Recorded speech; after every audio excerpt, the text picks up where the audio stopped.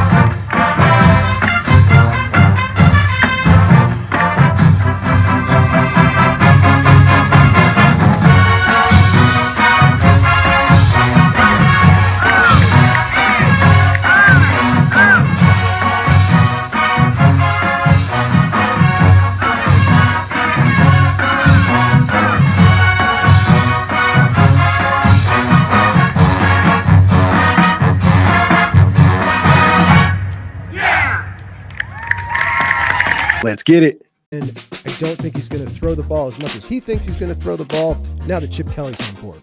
And I'm happy about that. More quarterback. The truth is Ryan Day has made a change philosophically, but it's none of those. You all know who wins. LSU is the drunkest fan base in the country. And welcome in. Thank you so much for joining me here at Chuck on Bucks. I hope you guys had a fantastic weekend. I did, except for one little thing. My wife gave me a handyman job.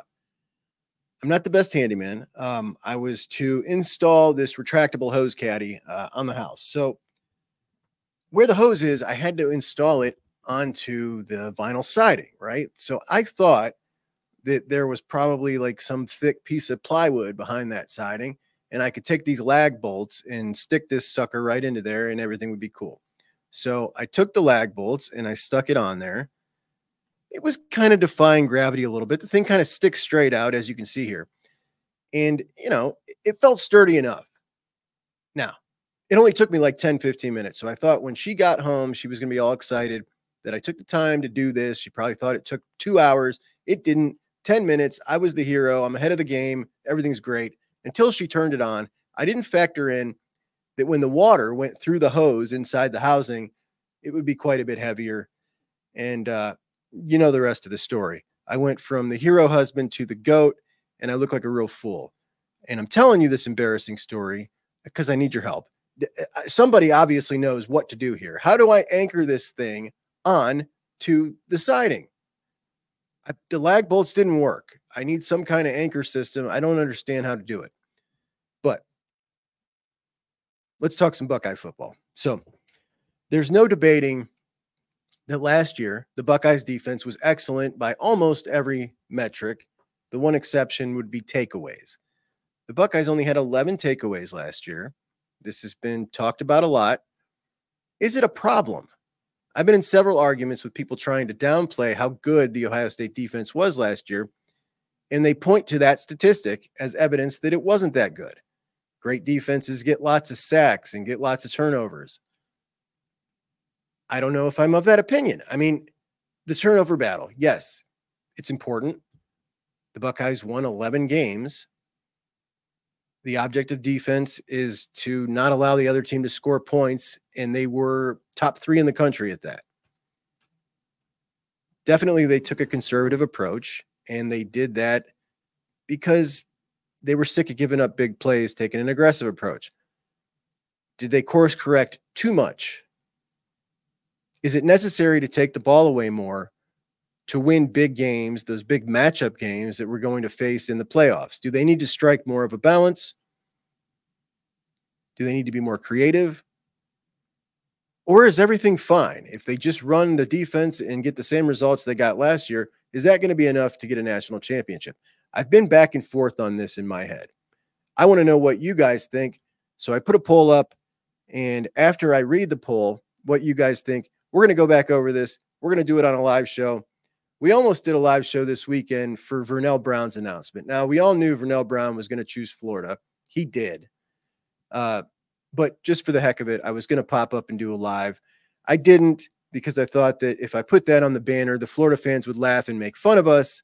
And sure enough, I had one do that anyway. Check this out.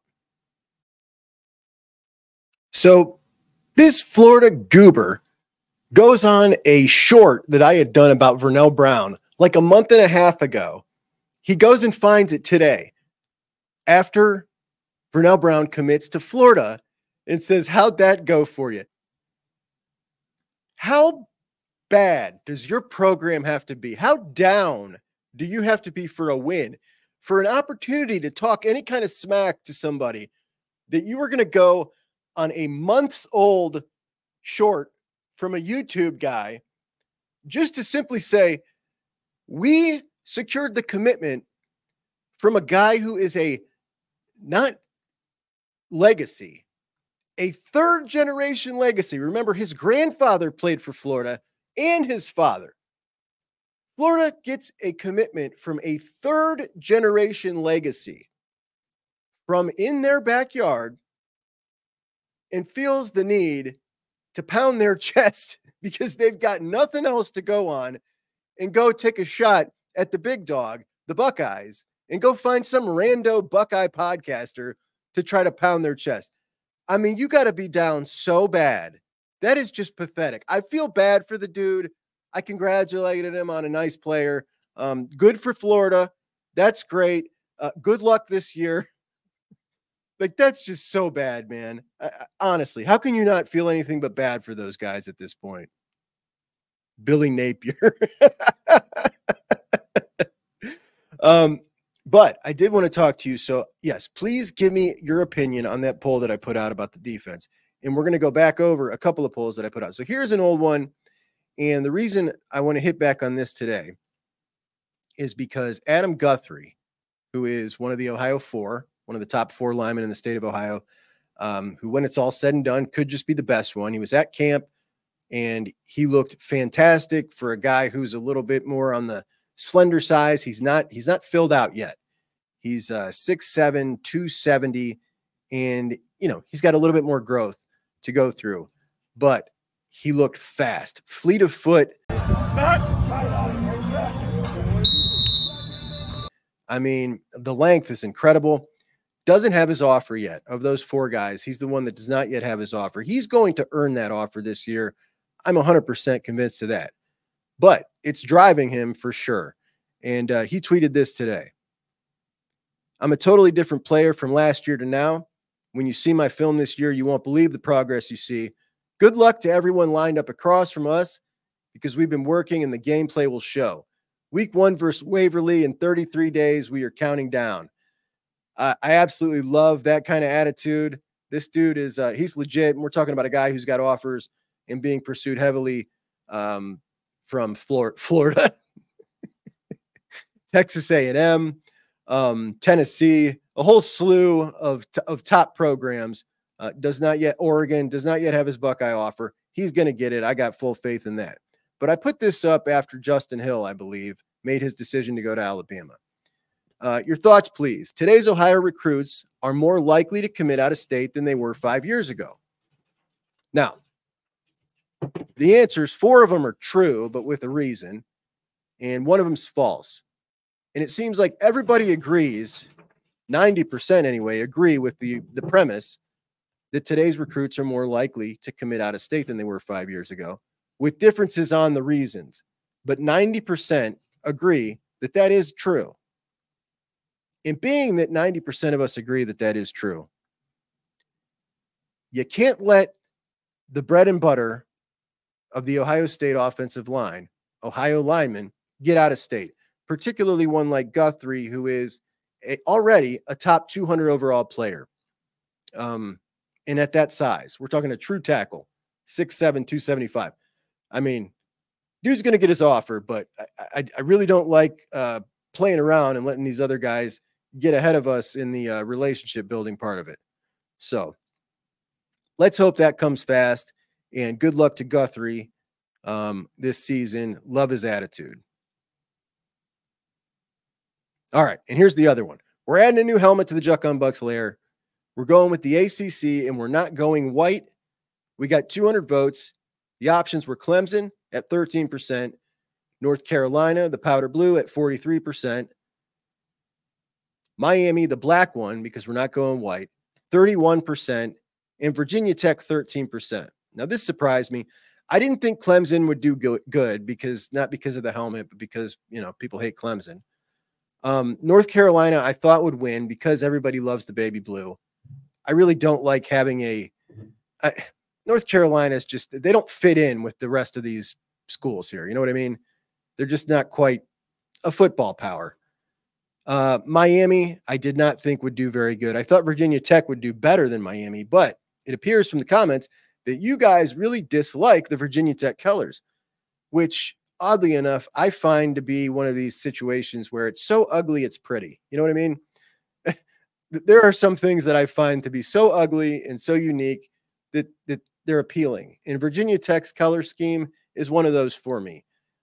So I did not get Virginia Tech. I did order the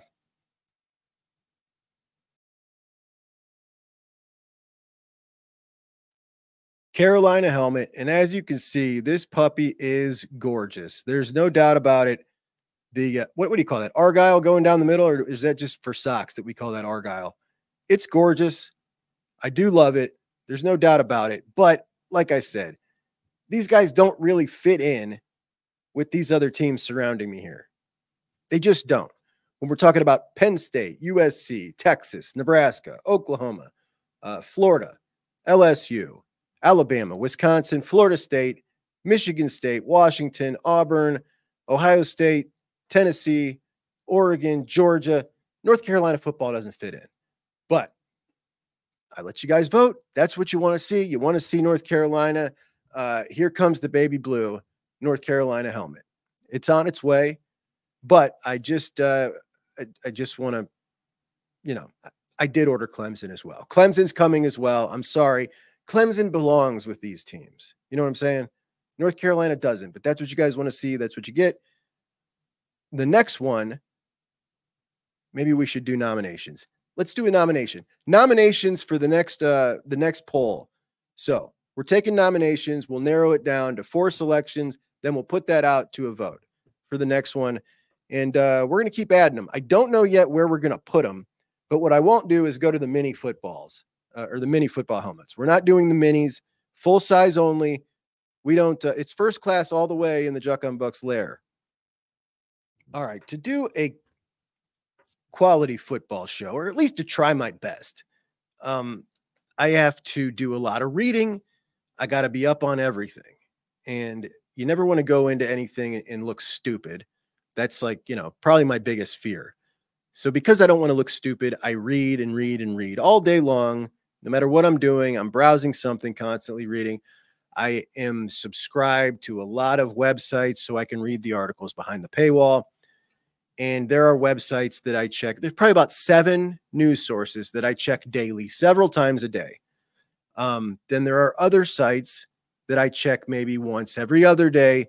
And then there's a couple that I pop in on once a week just to see what they're up to because they're garbage. They're trash. ESPN college football coverage falls under that category. Ones that I check once a week just to laugh at them and make fun of them. It's garbage. It's total garbage.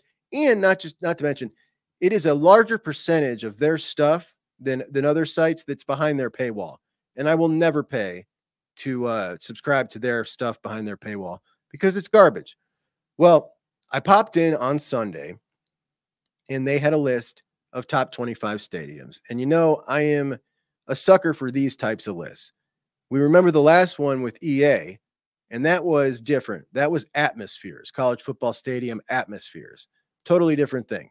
These guys did a list of stadiums. They did no criteria. They pulled 14 of their college football writers. So 14 writers, rank them on your own, no criteria, just rank them 1 to 20.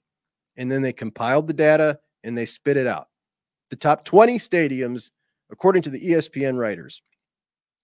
Now, there's something that we all do, I think. And when we are, over time, when we see these type of lists and the same thing over and over again, we have the tendency to want to be different. to want to do things our own way. Or maybe if you see the list and the top 3 is always the same or something, you might want to, I don't know, put your own spin on it, be unique. And I think that's what we had going on here, because Ohio Stadium, I just feel like by any objective measure, if you're talking about a stadium, when it comes to history, architecture, the team that plays there, the setting of a stadium, by any measure, the capacity, Ohio Stadium is a top 3 stadium in the country. I don't know how anyone could argue against that. You've got Death Valley, and certainly almost every metric, that one checks as well.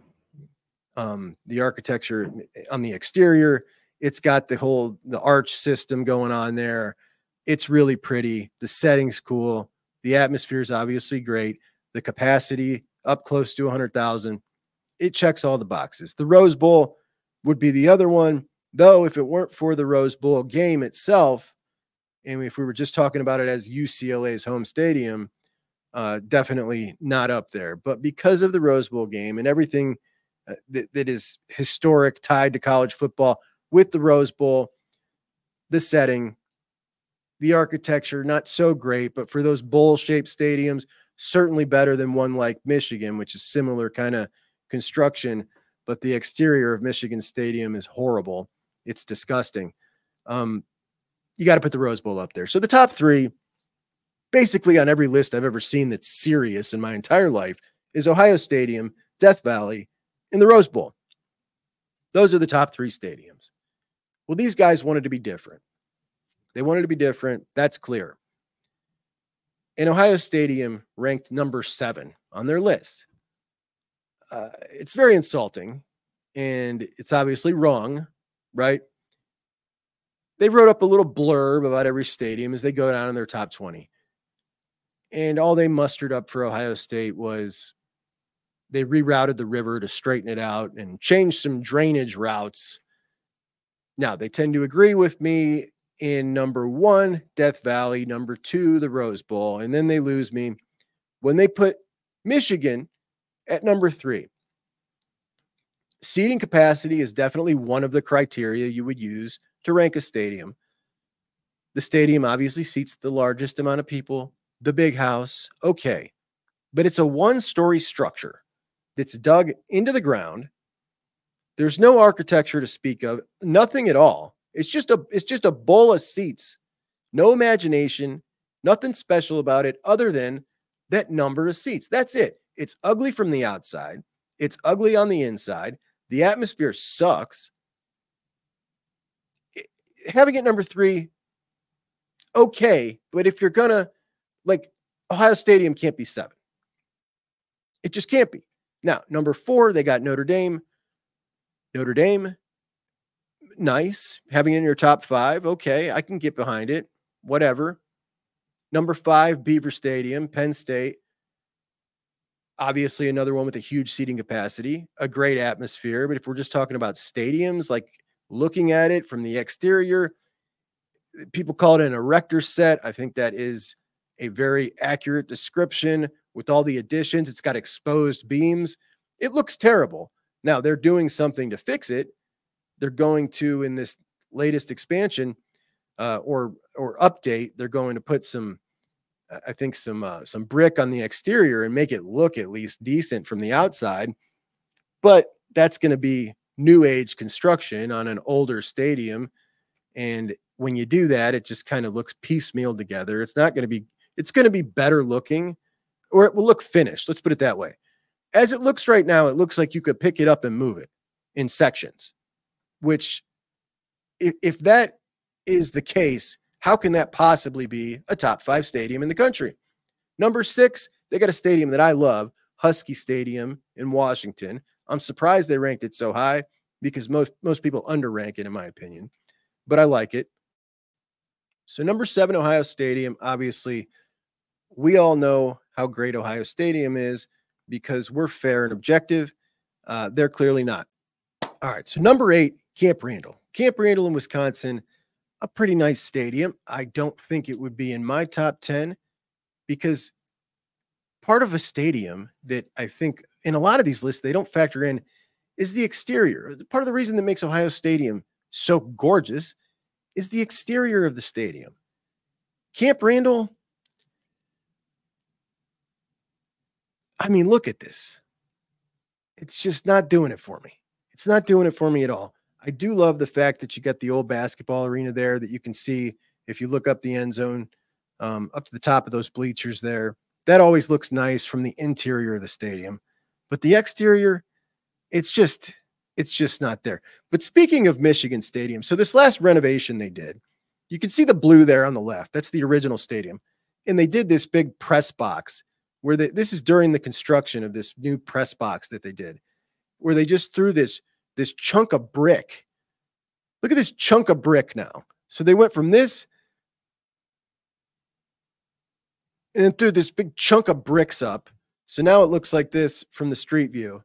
Like it doesn't even fit any of the original stadium. It's absolutely hideous.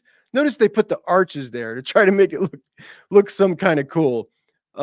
It didn't work. The place is absolutely hideous, but whatever, man. Number 9, Bryant-Denny Stadium, Alabama. Okay, whatever. It's good looking from the exterior. Again, another older stadium that has like this newer age kind of brick look to it on the outside, which I just don't like. But Tennessee, now I love Neyland Stadium for a lot of reasons, but what they've done to the exterior of Neyland Stadium is kind of soldier fielded it up, where they made it look a bit like a spaceship. And let me show you the picture of what the exterior of Neyland Stadium and the grand entrance looks like. And keep in mind, when you look at this, think of the rotunda at Ohio Stadium, a classic stadium. Think of the Ohio Stadium rotunda. And now, take a look at this. They went with this new age, disgusting looking chrome, whatever the heck that is, to an old classic modern stadium. And that is that's criminal to me. That is hideous. Absolutely hideous. Though I still do really like Neyland Stadium, and it's definitely I think it's in my top 5. When we talk about the big stadiums, I honestly think you should separate this out and do like the smaller stadiums, because they've got on here Army Stadium in their top 20. And it's just like, all right, everybody loves Army and Navy and the traditions and stuff, but it's almost like it's separate category. If I showed you a picture of 20 stadiums, let's not word it that way. If I showed you a picture of Army Stadium and say, who plays here? I think maybe only 1 in 10 of us could identify it. I would be the 9 of 10 that couldn't, to be honest. And if that's the case, does it belong on the list of the top 20 college football stadiums? I don't think so. Number 11, Memorial Stadium. This is another one I've been to. It's pretty cool architecturally from the inside and the outside. And when you're sitting in there, it just feels very unique. It's just so wide open. You're kind of perched above the campus, looking down over there, the little campus on the left, and it is a tiny campus. There's greenery on the right in the basketball arena. Pretty cool. The most exciting 25 seconds where they run down down the hill. Also pretty cool. Not as cool as they make it out to be. And again, it's a necessity because they ride on a bus to the stadium, which is weird. Number 12 is where they put Army. Number 13, Kyle Field at Texas A&M. Pretty sweet, older stadium. I like it. Number 14, Autzen Stadium. Really cool. Love the environment. EA underrated their environment. I also think they underrated Husky Stadium's environment. Those 2 stadiums, and I've said this before, these new Big Ten schools, Oregon and Washington, have a massive home field advantage when it comes now in the Big Ten to the travel that it takes to get out there, being so far away from everybody else, and really, really loud stadiums and fans who are pumped to be in the Big Ten. Those 2 home field advantages are going to be huge in the Big Ten. Number 15, Lane Stadium. This is Virginia Tech. And the issue I've got with Lane Stadium is, again, another exterior issue. It is 4 chunks of bleachers. It's not even connected. You got this chunk of bleachers, and then the end zone chunks of bleachers. It's not connected. The view from the street Have a look-see at this view from the street of Lane Stadium at Virginia Tech. Absolutely hideous. Look at this. It's not even connected. I mean, no. Yes, the inside is cool. There's a lot of things that are really cool about it. But we're talking, you have ranked this over Memorial Stadium in Nebraska? Over Sanford Stadium in Athens, Georgia? Have a look at what Nebraska looks like if you're not familiar with the overhead shot of Nebraska. It's beautiful. It's old. It's over 100,000 seats. You ranked Lane Stadium over that. Number one, it's a blue blood stadium. Number two, look at it. It's gorgeous. 100,000 people, the longest sellout streak in the country, which is fraudulent because they buy the tickets when they don't sell out. Nonetheless, you cannot rank Lane Stadium over that. Maybe for atmosphere, but again, we're just talking stadiums here, not specifically atmosphere. So can't get behind that one either. Number 17, Jordan-Hare Stadium, Auburn. I love it. Number 18, Sanford, Georgia. I love it. Number 19, the Doak, Florida State. Very good. Number 20, Ben Hill Griffin Stadium, the Swamp. Not for me, but I can see how it would be for some. And they go to 25, but I'm done. I rest my case. Ohio State being 7, an absolute travesty. ESPN, a joke. It is what it is. So Vernell Brown, not the only big-time wide receiver that committed this weekend, as Derek Meadows at 6'6", another big-bodied wide receiver, kind of like our very own Quincy Porter, though he doesn't quite play bully ball with his size like Quincy Porter does. He's more of a finesse guy, but he had a couple of guys in on him late, and Michigan for a while there was very excited about their prospects with him. They faded down the stretch, and he ended up choosing LSU. LSU for a brief time then jumped into number 3 in the recruiting rankings until Georgia ended up getting linemen, and they popped back up into number 3. So LSU and Brian Kelly cleaning up now when we talk about some big-time players, when they got kind of a franchise quarterback in Bryce Underwood. Now they got their top wide receiver. They also got their top cornerback in DJ Pickett, and they got Harlem Berry and another top 5 running back. So 2 of the top 5 running backs in the class, a top quarterback, a top wide receiver, and a top corner. And they're looking really good with the high-end talent. The Buckeyes still in number 1 position in the class, however. And when we talk about ranking of a class, for me, it's more about top 100 players than anything else. If we look back at the class of 2021, when the Buckeyes had 14 in the 247 composite, top 100 players, a record for us, let's go through a couple of those names and see how accurate they kind of turned out to be. Did they turn out to be good college football players? Let's forget things like, did Jack Sawyer or JT live up to the top 5 ranking? Let's just look at the guys that were rated in the top 100 and say, did they turn out to be good football players on your football team? Guys that stood out, guys that lived up to that top 100 ranking. Quinn Ewers, was he a hit? Was he a very good college football player? Yes. JT, yes.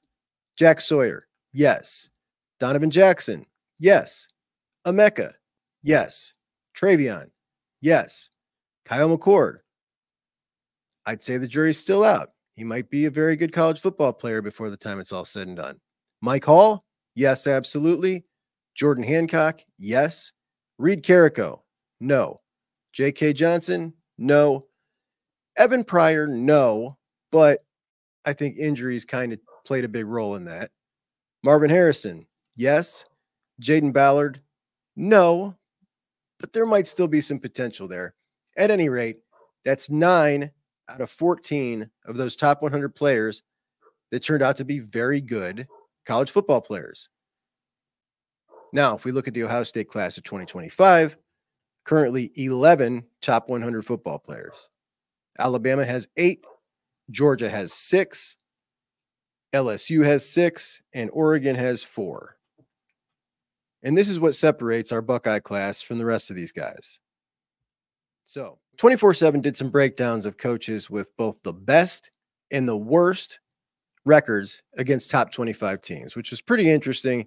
And it created quite a bit of buzz. And I think without context, a little bit of an unfair attack on a couple of these coaches on here. For one, I think Matt Rule is an excellent coach and one of the few guys in the country who has just kind of the overall skill that it takes to run a top-notch blue blood program, which is much more than X's and O's. It's about being a leader, being a manager, really understanding everything that goes into running a program like that, and just being a guy that inspires, confidence by the people around him.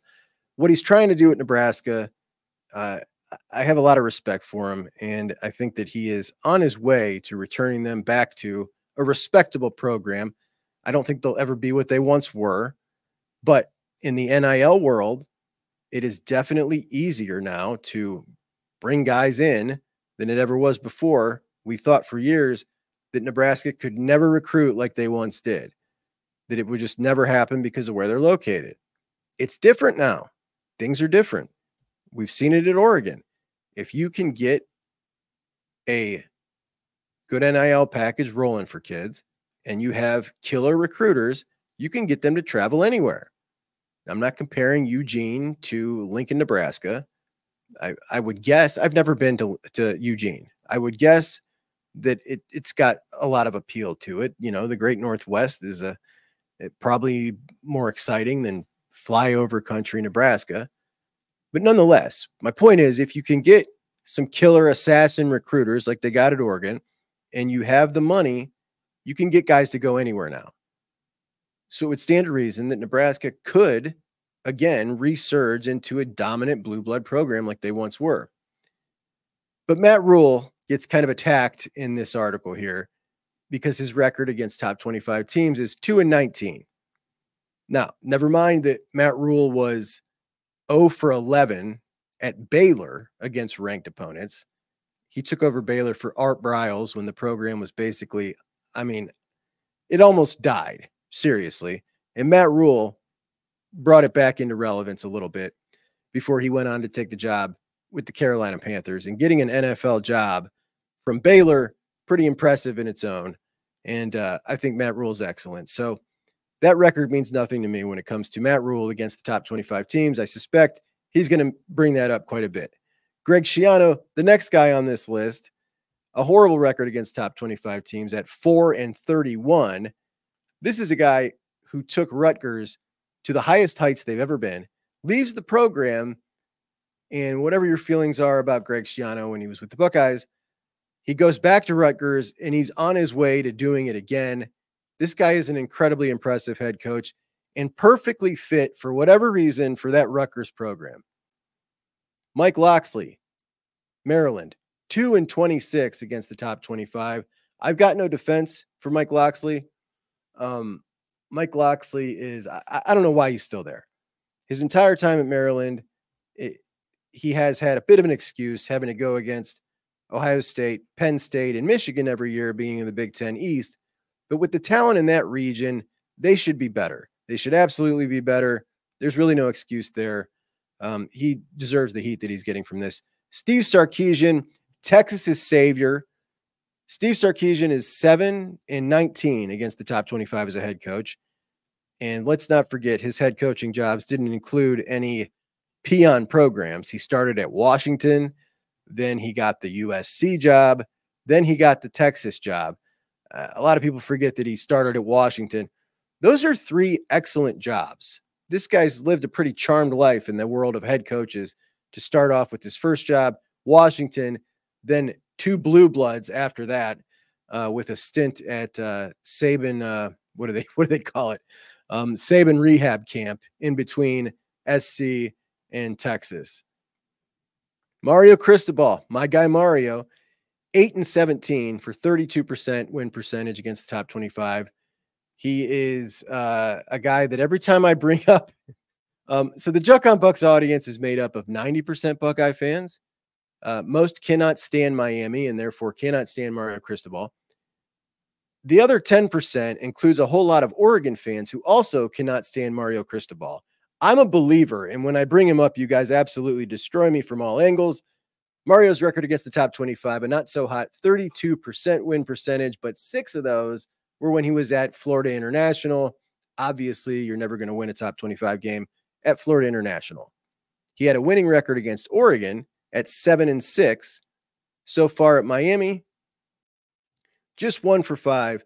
But I believe Mario is going to turn that all around this year. Of course, he might not have too many top 25 games because his schedule's so easy, which is one of the big reasons I've got them pegged to win the ACC and get a bye week in the playoffs. That's right. Miami is going to be a top 4 seed in the playoffs. All right, Florida State's Mike Norvell, the belle of the ball, consistently considered one of the top 5 coaches in all of college football on all these lists that come out. Just a 33% win percentage against the top 25. But here's the kicker, and this is really strange. At Memphis, he was 500, 6 for 6. That's excellent against the top 25 at a place like Memphis. So far at Florida State, just 1 for 7, and that's inexcusable. It's Florida State.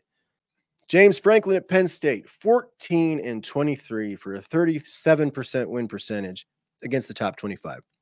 But 10 of those matchups were when he was the head coach at Vanderbilt, where he was 1 for 9, which makes him 13-14 at Penn State. Pretty respectable. And he's posted 4 11-win seasons since 2016. It's pretty impressive. Josh Heupel at Tennessee, 9 for 10, pretty good. And we remember how bad Tennessee was before he took over. I'm pretty impressed by that. Brian Kelly, 34-34, 2-2 so far at LSU. So 500 at LSU, 500 at Notre Dame, not so bad. Dan Lanning at Oregon, 58% against the top 25, heading into his 3rd season as the Ducks head coach. 7-5 so far. Lincoln Riley with stints at Oklahoma and now USC, 58% winning percentage against the top 25, 17-12. That's 5 games over 500 against the top 25 at Oklahoma and USC. 2 blue bloods. That's simply not good enough. Not good enough. Dabo Swinney, 62%, 39-24. I'm very impressed by that, considering that it was Dabo who made Clemson what it currently is. Took over a program as an interim coach. Clemson was not the Clemson we know today at that point. And that brings us to our top 3, 2 of which first-time head coaches in Ryan Day and Kirby Smart. Obviously, these 2 guys walked into excellent situations, much better than anybody else on our list. Winning percentage for Ryan Day against the top 25, 69.2%. I think a lot of folks in the Ryan Day hater crew would be pretty surprised by that. There are a whole lot of people, casual fans around college football, that think Ohio State is horrible against any other good teams. Kirby Smart, just 4 points better than Ryan Day at 73.3%, with a 33-12 record against the top 25. And the number 1 coach in the country against the top 25, Kalen DeBoer. Kalen DeBoer with a 12-2 record against the top 25. 85% win percentage. That's excellent. He won a couple at Fresno State, but most of them came last year at Washington. All right, guys, it's Monday, and Big Ten Media Days start this week. The Buckeyes are going to talk today. We might pop up for a live. Set your alarm bell. Big Ten Media Days mean we are almost here, bud. It is camp time. It is season time. Things are rolling. It's picking up fast. I can't wait. Set your alarm bell. We're going to go live. Like and subscribe to the videos in the channel. I am trying my best to absolutely put out a ton of content as we roll into the season. I love the show. I love what I'm doing. I thank you all so much for supporting me. That's going to do me for today. I apologize for the abbreviated show, but we're going to get on it hard and heavy this week, and I can't wait. So please subscribe. Please check out Juck on Bucks on podcast form, anywhere you listen to podcasts, and I'll talk to you guys soon. Thanks. Juck on Bucks out. One of our listeners tagged me today on a video on Twitter. The company or the Twitter account is called Real Analytics, and they judge how fast the guys are running on the field, the max speed, which we've seen, a lot recently. Well, they have Caleb Downs on that return against Chattanooga, that punt return, and we're going to pull that fast. Then we've got running back Bo Jackson from St. Joe's, coveted running back. number 3-ish running back in the country. Bo hits the crease right here, and he hits 21.1 miles an hour. And Bo is a straight burner, right? Everybody's aware of that Bo Jackson, incredibly fast. All right, here's the kicker. We've talked several times about Brody Lennon. I want you to watch Brody Lennon. Brody Lennon, the number 2 tight end in the class, the second guy, the throw-in guy. 6'4", 220 right now. He's going to get bigger. And it was thought that he wasn't really moving that fast because it was poor competition he was pulling away from. Brody Lennon, 21.1 miles an hour. The same speed as Bo Jackson. Pretty amazing. That dude is a qualified straight-up burner. And, I could tell the kid was fast, but that's really moving at 6'4", 220, 225. And we have got between Nate Roberts and Brody Lennon, Keenan killed it, man. These are 2 excellent tight ends that are going to come in and play pretty early, I think. Just come in and learn. I mean, you got guys who've been here, like Emeka, Cardinal Tate, Brendan Ennis, who've been here. So, I mean, if I had to wait my time, I had to wait my time. I mean, Marvin Harrison did it. Well, I can't do it. So, I mean, just coming in, just being the best team I could be and just support them guys when they go out there and play. I just come in each and every day and just want to be the best player I could be. I mean, just give my all every day in practice. I mean, just show the coaches that they be able to trust me out there on Saturdays. So, I mean, I know the pressure, the hype around me is, very high right now. But I don't feed into all that. I just want to play football and win games and win the national championship. Sure, I mean, I want to definitely, grow that legacy. You've seen the guys that have been before me: Marvin Harrison Jr., Jackson Smith-Njigba, Chris Olave, Garrett Wilson, all them guys, Chris Carter. Just all them guys that was before me. I mean, I just got to continue the legacy and just, go out there and play football.